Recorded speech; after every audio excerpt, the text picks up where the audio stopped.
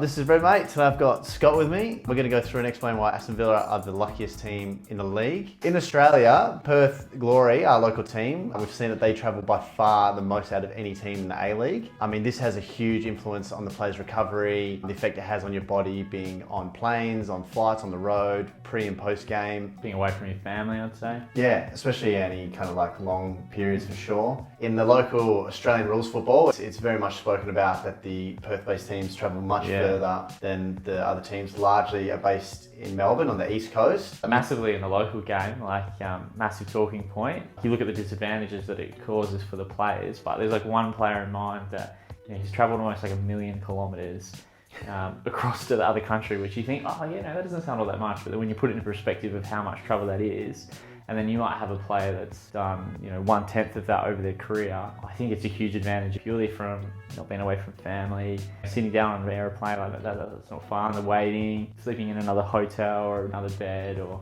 anything like that. But how far do you reckon 1 million k's is? Or like distance to anything. To the moon and back. I reckon maybe 3.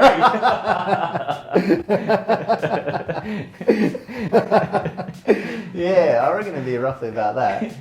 Unless it kind of gets brought up, you wouldn't really think about it at all because you think, that's their job or however, which it is. But then if you're comparing it to someone who, from Perth to Melbourne, if you're doing that trip every second week, and then someone else is only doing that every 10th week, it definitely would add up. And looking at the local game, and obviously we saw about Perth Glory, which is the local team as well, that you've got that graphic where you've got all the Eastern States teams located probably within one coastline, and then you've got WA, which is or the Perth-based team, which is on the other side. So, and the A-League also includes a New Zealand-based team in the A-League as well, which is even further east. Perth Glory are travelling even further. Yeah, and historically, I think that New Zealand team hasn't done too well. So, maybe the travel is a compounding factor of having to travel to these other states. So not only another state, but another country as well. Yeah, I think it's a massive disadvantage. Yeah, it's funny that's such a big talking point in Australia, especially for the local game here, as well as probably for the A-League as well, the amount of travel that they do. Obviously, people know Australia's massive, but these athletes who are travelling every second week, it makes a big difference where you're actually located. Yeah. So I guess relating that all across to the Premier League where, England is obviously a lot smaller and the travel's a lot less. There's still a significant difference in teams to each other where... Oh, absolutely. Like one team could be travelling almost double. So, there's obviously a lot of teams based in London, as we know. So away games, there's very little travel involved in that if they're playing another London-based team. Well, you look at London, and obviously they have clubs in that one city. So, there's 38 games, so you potentially, have a much greater chance of just travelling down the road as opposed to, someone like Newcastle, Aston Villa, which we're going to discuss. But Newcastle, they're travelling so far every time. Teams in the Midlands obviously have like a bit of an advantage being in the middle, being so central that, they've got a little bit to travel north, potentially if they're versing a northern team, a little bit to travel south for the southern team. So they're quite nicely placed right in the middle there. Definitely. Whereas if you look at teams maybe on one end, you've got the likes of Bournemouth, Brighton, Newcastle, the biggest extreme, right at the top. Well, I guess with this team, with the Midlands, the Wolves, Aston Villa, the distance is always halved each way, I guess. So it's always going to be a little bit less because you've got half of the teams above them, half of them below, and then obviously a couple close by. Yeah, it's funny that it's not something that's really talked about in the Premier League. I mean, we've just looked up these stats. So all the teams that we've looked at this season here, obviously they've got a certain amount of kilometres to travel each game, and by far you've got Newcastle in this column here. And Newcastle, you can see here, they're travelling over 330 k's on average. Yeah, what's that in miles? Obviously, 1.6k per mile. 31 divided by 1.6, I believe. Yeah, so 206 miles. Yeah, 206 miles. So I think before we even started it, I was thinking, the London-based teams would be the ones travelling the least, and maybe thought, somewhere like Newcastle was probably travelling the most. But when it's the Midland teams that came up, I was a bit surprised. And then obviously Aston Villa, only just, but they've definitely got a massive advantage over someone like Newcastle. Yeah, well, this stat here shows that on average for an away game they're travelling 150 kilometres, which less than half of that's of less Newcastle. Yeah, which has a huge advantage pre and post game routines. We also think that like, if they're travelling down to say London or Brighton, which is probably Newcastle to Brighton's probably the biggest road trip between the two, they're potentially having to stay over a night as opposed to flying back. Where someone like Aston Villa, they travel up to say, let's say play Man United at Old Trafford, they might then be able to travel back that same day. So they're in their own bed, they're back with their family. Next morning they wake up, they're doing a recovery at the club. While the Newcastle players are probably waking up early morning or flying out or travelling back at really late hours in the night or getting home, and what that does to your sleep. But obviously in Perth, the local teams, it's a massive talking point. So it's surprising that maybe it isn't talked about more. Yeah, because even like week to week it might seem minor, if you're just comparing 150 Ks to 160, 170. But if you've got a player who might be at a club for a number of years or even have a 10, 20 year career, whatever it might be, I mean, that's going to make a huge difference over that amount of time. If that's your every week routine. Yeah. Well, going back, obviously we talked about that player, David Mundy, who's a Perth-based player for Fremantle in the AFL. He's travelling 900,000 Ks across his career.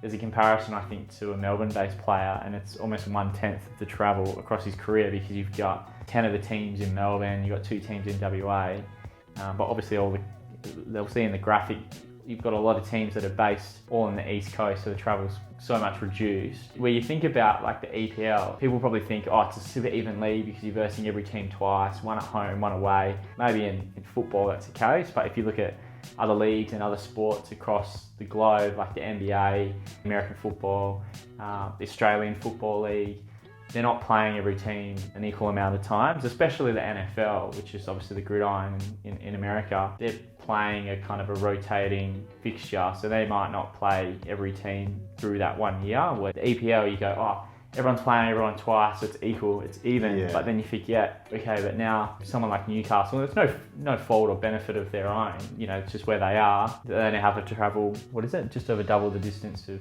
Aston Villa. 330 Ks. Yeah, which is nuts. Well, the US, I know in the basketball have the conferences, so they actually do separate teams because they kind of recognise there will be a lot of travel involved. So they do try to reduce that over there, which is pretty good incentive. But I mean, I never really hear something like this come up. I think maybe because we live in Perth, in our local teams and the sports we have here, it's very much spoken about, and I think in particular because Perth is probably the most disadvantaged team. So not trying to play like the victim or anything, but it's definitely something you've got to consider because you mentioned David Mundy, the Australian rules player. He's someone who was based in Perth his whole career. Yeah, correct. And how many people have done the same as him in terms of playing that many games for a Perth-based team? Like the travel must take its toll on you. 100%. So obviously with the AFL, I think, however many players have been across the league, he is one of 3 players that have played more than, 300 games in his career. And in comparison to Melbourne-based clubs, there's hundreds. Like there's so many more. You have to put it down to just the kilometres because that must be taking its toll on you. Yeah. Or even just in terms of players wanting to move to certain clubs. I know in the Premier League, foreign players might be more lured to a club in London just because the city's more famous. But if you're a player and you could just think of like what club allows me to spend more time with my family, less time travelling, more time focused on actually playing the sport and training and whatnot. I mean, in any job, I guess people will want to reduce travel time, even if it's a 10-minute drive to work versus a half an hour drive. Yeah, definitely. Well, you look at like the London-based teams and you think, okay, there's 7 teams in the competition that are London-based teams, so I'm going to play 6 away games against those London-based teams. So now 1/3 of your away games are in your home city. So like 1/3 of your games you're no longer having to travel. And obviously, Man City or, Man United, they're probably being cancelled out because they obviously don't travel as far. But it's the night before and the night after. You're waking up in your own house, in your own bed. After the game, you're going home as well. Well, I also think personally, if you're in that position, you maybe a little bit more slack on your recovery because you're obviously having to travel, and then you might be, exhausted from the travel, or you might be a little bit fed up or frustrated. So then, obviously they're professionals, and probably this isn't the case, but I know personally that would put me in a more negative mood to want to go and do those things, as opposed to getting home, saying hello to the kids, and then you jump in your ice bath or you go to the club and do whatever recovery that you need to do for the next week or the next game, because you've got to add in that training with everything as well. Yeah. So yeah, I think just to wrap it up, I think, you know, we've obviously talked about the travel that these teams do and how far they go. Out of all the teams we've looked at, we can see that Villa travel the least, to which, you know, I think we're in agreement that is a huge advantage. If you're expected to travel every second week to an away game, you know, that makes a big difference, and it's through no fault of their own or nothing they've done to put themselves in that position. And unfortunately, Newcastle are on the opposite end of the scale, where in the Premier League they're travelling furthest. Yeah, it's definitely like an advantage, but yeah, like you said, it's not an advantage that they've created or manipulated or however. It's just the way that it is, and I think the competition's probably as even as it can be in terms of, you know, you play everyone twice, one away, one at home, and yeah, it's just something that Aston probably should cash in on. Aston. Aston Villa.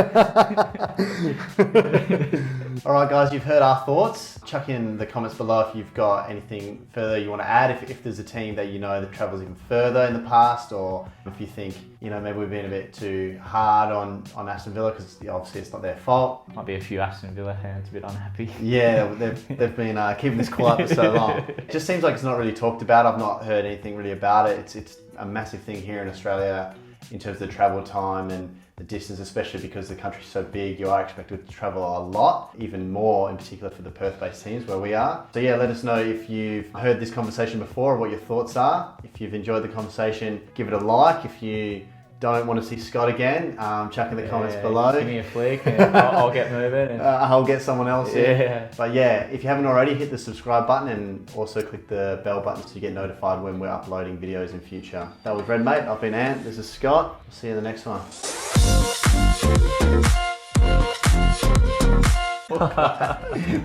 Oh, right.